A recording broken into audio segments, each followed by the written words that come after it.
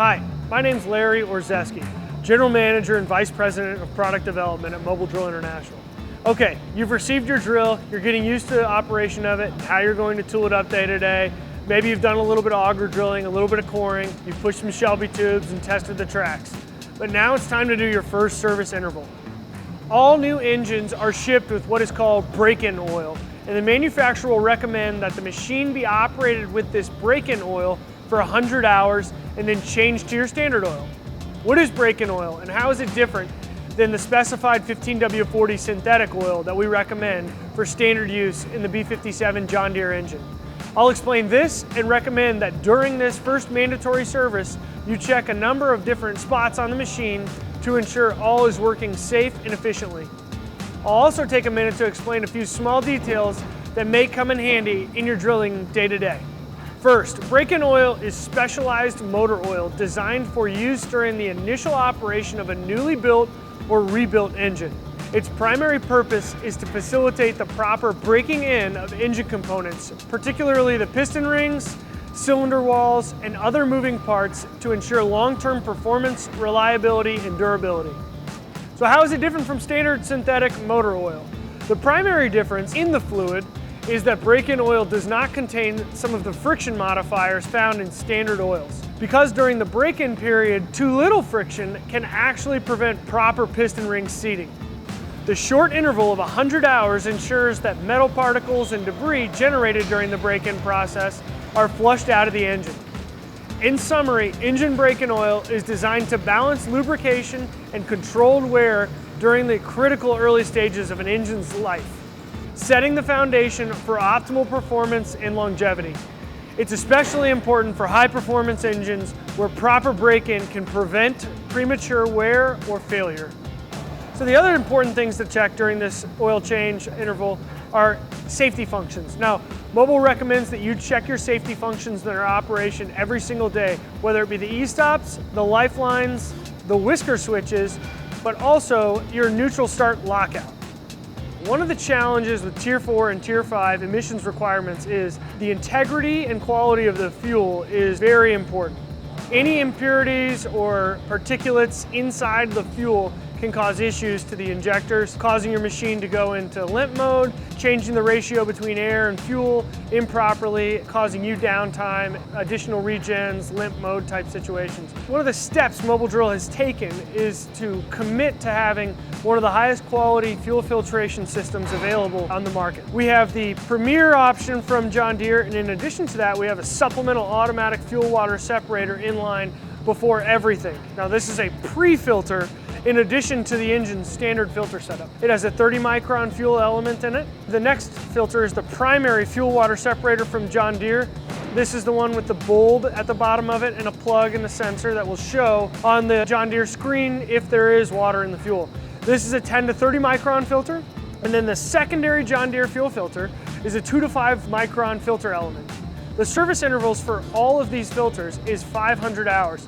Now, I'm going to recommend that, again, just as we ran into with the break-in oil, in the first interval, we want to try to get any type of metal or debris or issues out from the construction of the machine. So we're going to recommend you do a full filter change at 100 hours. Coolant check.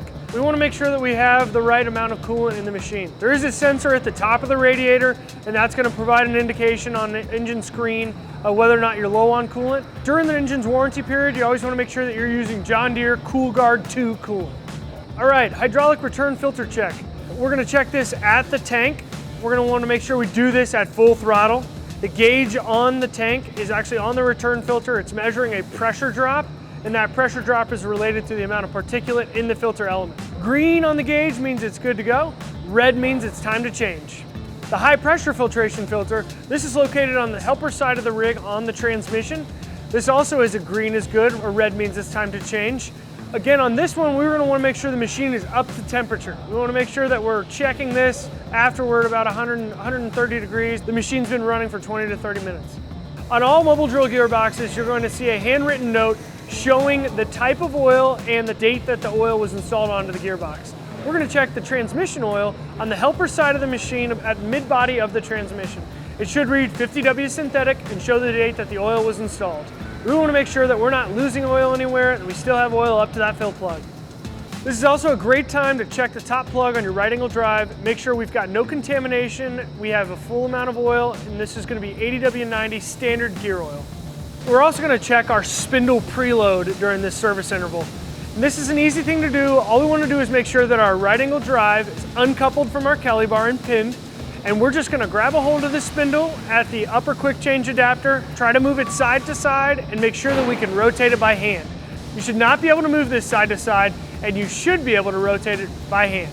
Now, you should be greasing your rotary box every single day, but what we're checking here is to make sure that all the bearings were seated properly at installation, and if we do have a small issue, it doesn't turn into a big issue. Cables. So one of the things that's really important is we make sure that our cables don't have any kinks, frays, that the drum isn't loose and the lower layer of cable could get crushed when it's loaded. Definitely want to make sure that you eyeball your cables up and down the mast and on the drum. Make sure again that we don't see any kinks, frays, or loose cables on the drum. And if we do, tighten them back up. If we do have kinks or frays, make sure we're replacing those cables. Our hooks as well, we want to make sure we grab a hold of the hook, try to move it side to side, the bearing's good at the swivel. We want to make sure our roll pins are intact, and we want to make sure that it's still locking. Water pressure hoses. We want to make sure that all of our water pressure hose endings are tight. The hardware on the end of them is good. Make sure there's no exposed metal, braiding, rips, tears, kinks, anything like that. Make sure our whip checks are good and secured. Really just want to make sure that all the water pressure pathway is safe and sound, and all the parts in there that could be damaged don't need to be replaced or adjusted. Intake filters. Definitely want to change your intake filters every 250 to 500 hours, but at our 100-hour service interval, we're going to take a look and just make sure everything's good.